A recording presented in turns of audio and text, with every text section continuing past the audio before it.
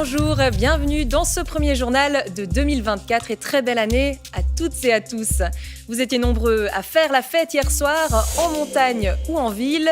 Feux d'artifice et soirées dansantes ont fait vibrer la Suisse romande.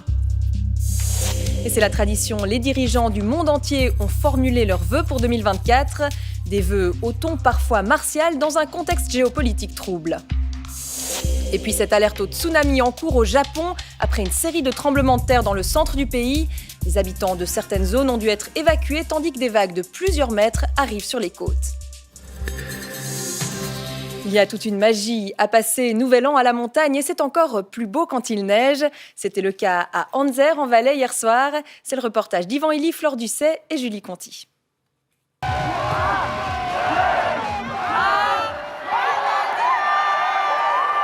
De la musique et des flocons, à Anzer, c'est la recette d'un réveillon réussi. Ils étaient 1500 hier soir à le fêter sur la place du village. Ça fait plusieurs années qu'on vient là fêter Nouvel An.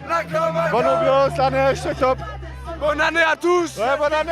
Bonne année. Dans cette petite station familiale, la clientèle est à 90% suisse. Vous venez d'où? Du Lavaux. On est vignerons dans le Lavaux. De Lausanne. On vient de Fribourg. Le Nouvel An, c'est la fête à ne pas rater pour les stations. Ici, la commune a déboursé 15 000 francs pour la soirée.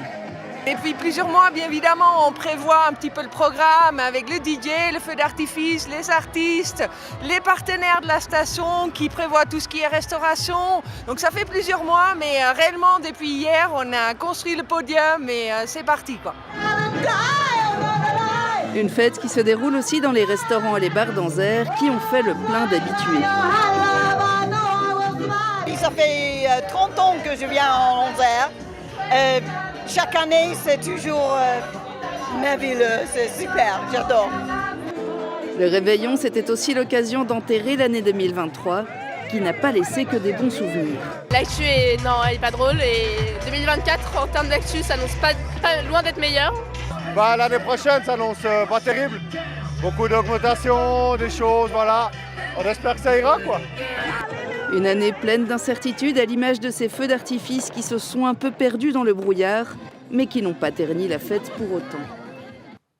Et à Genève, ils étaient plus de 30 000 sur les quais hier soir pour admirer les traditionnels feux d'artifice et danser pour certains jusqu'au matin. Julien Schiffel était parmi les fêtards. Ça y est, 2024 est là et plus de 30 000 personnes ont passé ce cap sur les quais à Genève. Bonne année, profitez de vos soirées et de cette magnifique Nouvel An.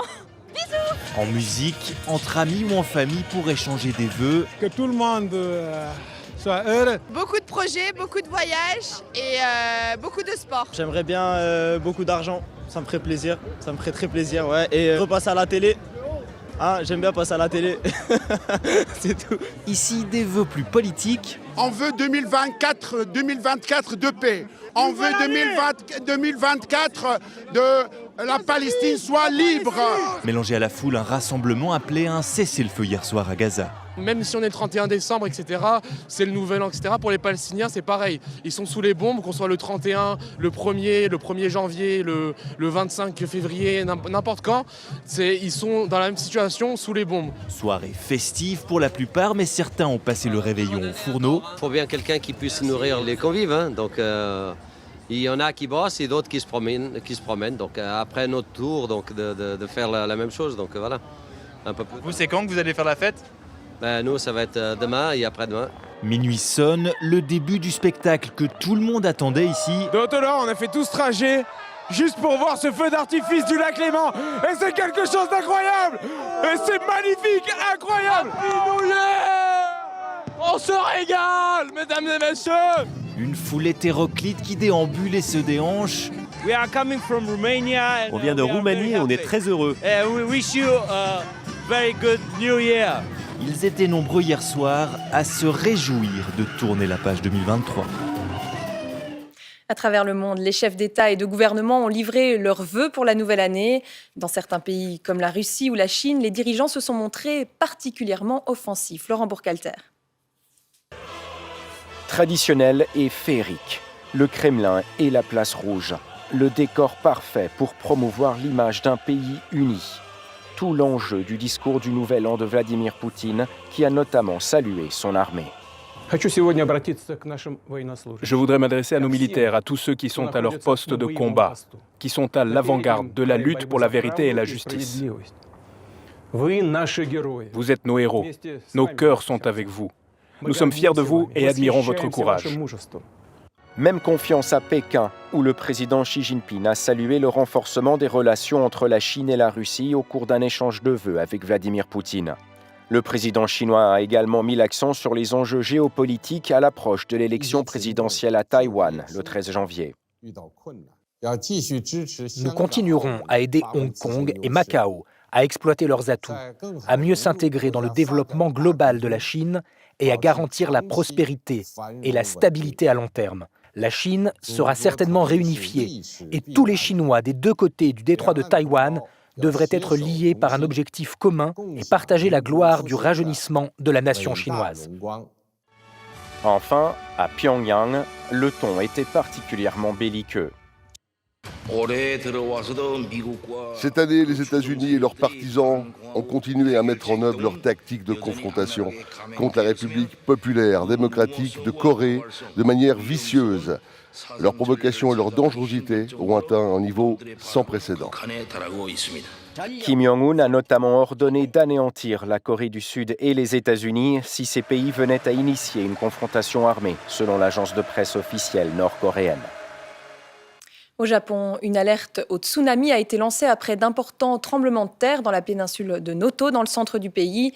Les autorités ont ordonné l'évacuation de certaines zones. Dominique Steiner, Estelle Braconnier.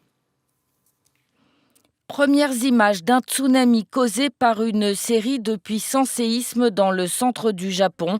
Sur 300 km, les côtes ouest du pays sont désormais menacées de submersion. Maisons effondrées, routes défoncées, aéroports fermés, coupures d'électricité. Pas le temps pour les autorités de faire le bilan du tremblement de terre d'une magnitude de 7,4 qui a touché le pays. Sur ces images, on voit les câbles électriques secoués dans la rue. L'alerte au tsunami a aussitôt été lancée, invitant les habitants des côtes à évacuer et se réfugier sur les hauteurs de leur région. On voit ici sur la carte établie par l'agence météorologique du Japon les zones d'alerte au tsunami. Des vagues pouvant atteindre 5 mètres de haut sont attendues. Une alerte qui s'étend désormais géographiquement aux villes de l'extrême-orient russe, dont Vladivostok, sans pour autant procéder à des évacuations pour l'instant. Et on se quitte en couleur avec les célébrations de la nuit dernière dans les capitales du monde entier. De Paris à Rio, en passant par Seattle, le ciel s'est embrasé aux 12 coups de minuit. Les festivités du Nouvel An se sont enchaînées sur le globe au gré des fuseaux horaires. Parmi les derniers à accueillir 2024, Hawaï et la Polynésie française.